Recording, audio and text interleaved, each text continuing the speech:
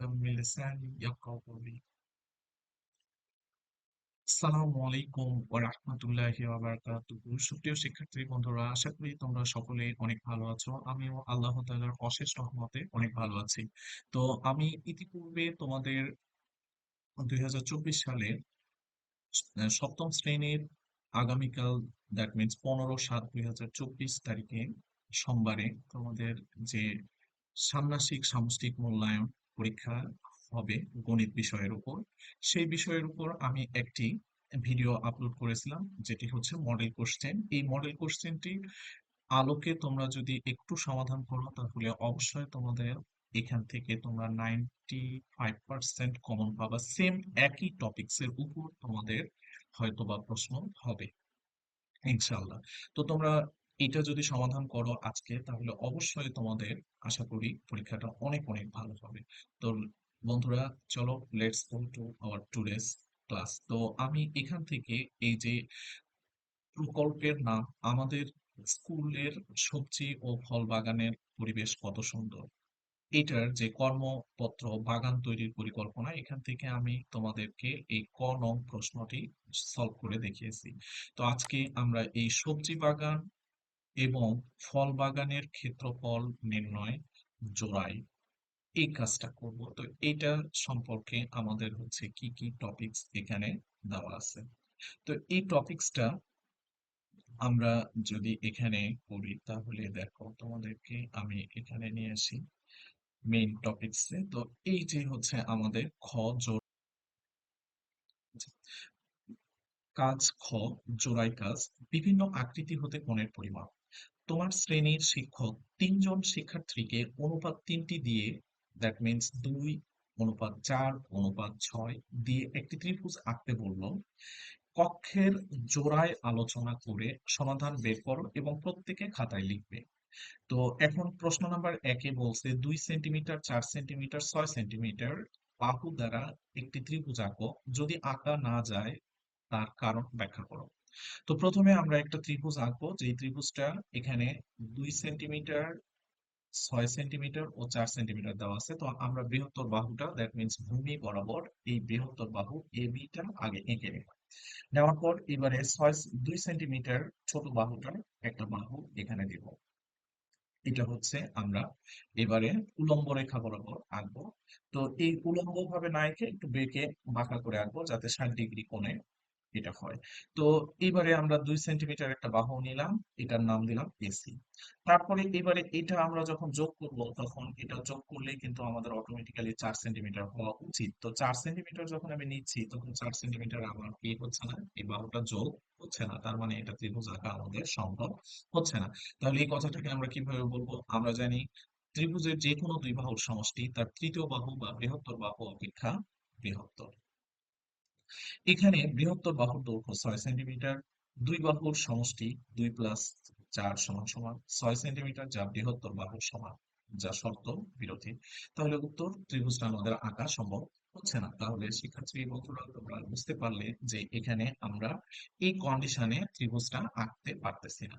তারপরে 2 নম্বর যে প্রশ্নটা আমাদের এখানে দেওয়া হয়েছে, 2 নম্বর প্রশ্নের সমাধানটা আমরা দেখার আগে প্রশ্নটা যদি দেখি, তোমার আনুমানিক 3টি বাহু নাও, তার মানে তুমি অনুমান করে 3টা বাহু নিবা এবং একটি ত্রিভুজ অঙ্কন করবা। তার মানে আবার একটা ত্রিভুজ অঙ্কন করতে হবে। প্রত্যেক কোণ মেপে দেখো খাতায়, এবং খাতায় লেখো এবং উত্তরের ব্যাখ্যা দাও। দুইটা কাজ, 3টা কাজ আমাদের করতে হবে। তাহলে প্রথমে আমরা a=6 সেন্টিমিটার, b=5 সেন্টিমিটার ও c=3 সেন্টিমিটার 3টা বাহু পেলাম। তাহলে এটা হচ্ছে অনুমান করে নিয়েছি। তাহলে a=6 centimetre, b=5 centimetre, c=3 centimetre. এবারে প্রদত্ত বাহুগুলো দিয়ে বা নিয়ে এবিসি একটি ত্রিভুজ অঙ্কন করি। তো অঙ্কন করার পরে এবারে আমরা এখানে ত্রিভুজ এবিসি এর যে কন্ডিশন গুলো পাচ্ছি, এ কোণ সমান সমান 90 ডিগ্রি, বি কোণ সমান সমান 60 ডিগ্রি, আর সি কোণ সমান সমান 30 ডিগ্রি। তাহলে এ কোণ, বি কোণ, সি কোণ যোগ করলে আমাদের 180 ডিগ্রি হলো। তো এই জায়গায় আমি ত্রিভুজটা অঙ্কন করে দেখিয়েছি। প্রথমে আমরা এখানে কি করেছি, 6 সেন্টিমিটার বৃহত্তর বাহুটা নিয়েছি, তারপরে এখানে 60 ডিগ্রি কোণে একটা ত্রিভুজ বাহু নিয়েছি। বাহু নেওয়ার পর এবারে 90 ডিগ্রি কোণে এই বাহুটাকে 5 সেন্টিমিটারে সংযুক্ত করেছি। তাহলে 90 আর 60 এটা যোগ করলে আমাদের আসে 150। 150 180 থেকে আমরা যদি বাদ দেই তাহলে আসে 30 ডিগ্রি। তাহলে এই কোণটার মান 30 ডিগ্রি হবে। তাহলে আমরা জানি ব্যাখ্যা, আমরা জানি ত্রিভুজের তিন কোণের সমষ্টি কত, 180 ডিগ্রি। তাহলে এই ব্যাখ্যাও আমাদের কমপ্লিট হলো। তো এবারে আমরা পরবর্তী সমস্যায় যদি আসি, তাহলে পরবর্তী সমস্যাটি আমাদের 3 নাম্বার, যেটা বলা হয়েছে, এরকম একটি কাগজ নাও, তিনটি ত্রিভুজ কেটে রং করো, প্রমাণ করো যে ত্রিভুজের তিন কোণের সমষ্টি 180 ডিগ্রি।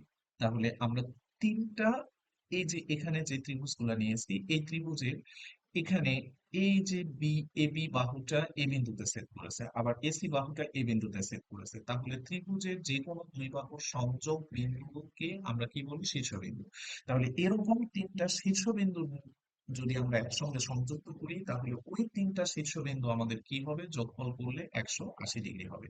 তো আমরা প্রথমে এখান থেকে 90 ডিগ্রি কোণটাকে একটু উল্টা করে এই ত্রিভুজটা কেটে, কাগজ কেটে আমরা উল্টা করে নিলাম, নিয়ে এখানে এই যে ত্রিভুজটা সংযুক্ত করা হলো। তারপরে এখানে এই 90 ডিগ্রি যে ত্রিভুজটা আমাদের প্রথমে ছিল, এই ত্রিভুজটার এই যে এটাকে প্রথমে এখানে রাখা হলো, ওইটাকে উল্টা করে দেওয়া হলো। তারপরে এবারে 60 ডিগ্রি কোণটা এখানে পাশে বসানো হলো, সেট আপ করা হলো। সেট আপ করানোর পরে এবারে আমরা যেটা দেখতে পাচ্ছি সেটা হচ্ছে যে এখানে আমাদের তিনটি ত্রিভুজ তোমার হচ্ছে এখানে সংযুক্ত করা হয়েছে। তাহলে তিনটি ত্রিভুজ A4 পেপার থেকে আমরা কাগজ কেটে এখানে সংযুক্ত করে যে চিত্রটা পেলাম, তার এই যে এখানে একটা সরল কোণ আছে। তো এই সরল কোণটা হলো কি, এখানে আমরা যেটা পাচ্ছি এই কোণটা, তারপরে এখান থেকে 90 ডিগ্রি কোণটা, তারপরে 60 ডিগ্রি কোণটা, তিনটা আমরা যদি যোগ করি, এ কোণ সমান সমান 90 ডিগ্রি, তারপরে 2 নাম্বার হচ্ছে বি কোণ সমান সমান 60 ডিগ্রি, 3 নাম্বার সি কোণ সমান সমান 30 ডিগ্রি, তিনটা কোণের যোগফল 180 ডিগ্রি। তাহলে আমরা প্রমাণ করতে পারলাম যে ত্রিভুজের তিন কোণের সমষ্টি, আমরা কাগজ কেটে সেটা নিলাম, নিয়ে সেখান থেকে আমরা তিন কোণ যোগ করলাম, যোগ করে সেটা দেখতে পেলাম যে ত্রিভুজের তিন কোণের সমষ্টি 180 ডিগ্রি। তারপরে এবারে আমরা পরবর্তী যে সমস্যাটি আছে সেই সমস্যাটিতে আসার আগে একটু কিছু কথা শুনি। সেই কথাটি হচ্ছে যে, যেহেতু আমি এই ভিডিওগুলো তোমাদেরকে অনেক কষ্ট করে বানিয়ে দিচ্ছি, তো সেহেতু তোমরা অবশ্যই আমার চ্যানেলটি সাবস্ক্রাইব করে রাখবা, যাতে পরবর্তী যে কোনো আপডেট দিলে তোমরা অবশ্যই আগে নোটিফিকেশন পাও। আর আরেকটি বিষয় হচ্ছে, আমি এই ভিডিওগুলো দিচ্ছি, এগুলো এমন না যে এগুলো হলো 100% কোশ্চেন। এটা হচ্ছে জাস্ট একটা আমাদের মডেল কোশ্চেন। এই মডেল কোশ্চেনটা যদি তোমরা সলভ করো তাহলে এই প্রশ্নের আলোকেই তোমাদের প্রশ্নগুলো হবে। তো আশা করি তোমরা কমন পাবা, আর যদি একটু এগুলো ভালো করে অধ্যয়ন করো তাহলে তোমাদের ভালো একটা ফলাফল আসবে, এই আশায় ব্যক্ত করি।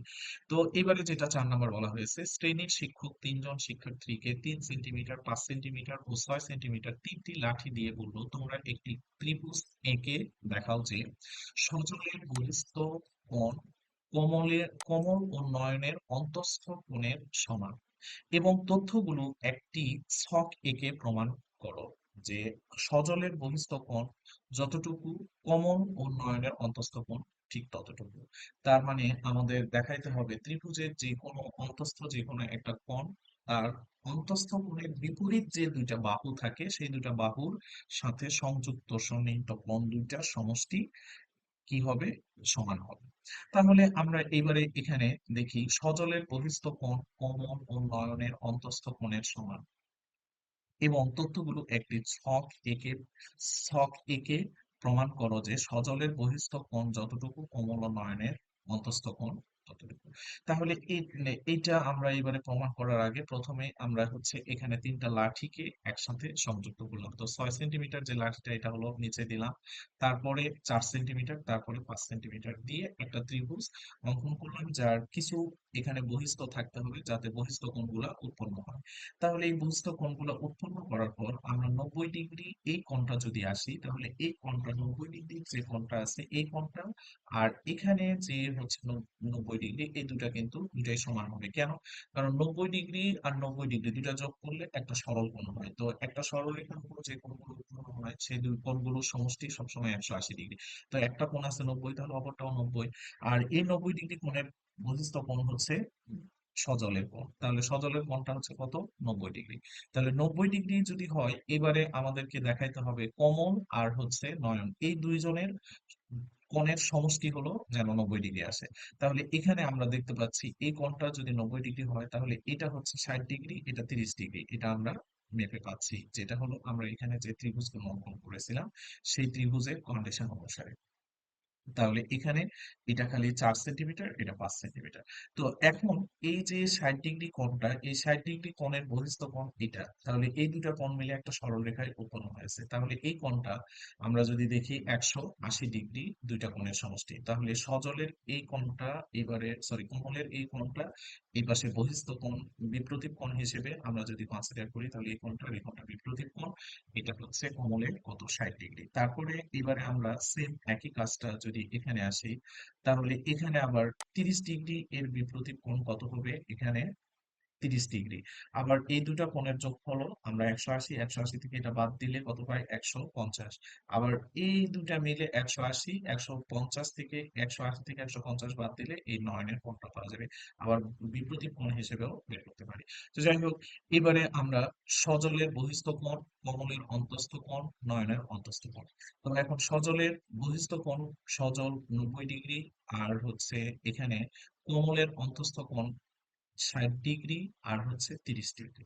তাহলে 60 ডিগ্রি আর 30 ডিগ্রি এই দুইটা আমরা যখন ক্যালকুলেশন করব তাহলে যোগ করলে কত পাবো, 90 ডিগ্রি। তারপরে এখানে নয়নের অন্তস্থ কোণ কত, 30 ডিগ্রি। তারপরে কমলের বহিস্থ কোণ 120 ডিগ্রি। এবারে সজল অন্তস্থ কোণ 90 ডিগ্রি, নয়নের অন্তস্থ কোণ 30 ডিগ্রি। নয়ন নয়নের বহিস্থ কোণ 150 ডিগ্রি। তাহলে নয়নের যদি বহিস্থ কোণ 150 ডিগ্রি হয় তাহলে সজলের অন্তস্থ কোণ 90 ডিগ্রি। এবারে কি করতে হবে, এখানে এসে কমলের অন্তস্থ কোণ তাহলে কত, 60 ডিগ্রি। এগুলো আমরা হচ্ছে যেইভাবে আমরা ত্রিভুজটা গঠন করি না কেন সেইভাবে কিন্তু আমাদের প্রত্যেকটা যোগ করলে 180 ডিগ্রি আবার আসবে। তাহলে এইটা এটা আমরা হচ্ছে সজল যখন নয়নের বহিস্থ কোণ 150 ডিগ্রি, তখন সজলের অন্তস্থ কোণ কত, 90 ডিগ্রি। কোমলের অন্তস্থ কোণ তখন 60 ডিগ্রি। এবারে আমরা এখানে ব্যাখ্যা যদি বলি, ত্রিভুজের বহিস্থ কোণ বিপরীত অন্তস্থ কোণ দ্বয়ের সমষ্টির সমান। এই হচ্ছে আমাদের মোটামুটি এই 4টি প্রশ্ন।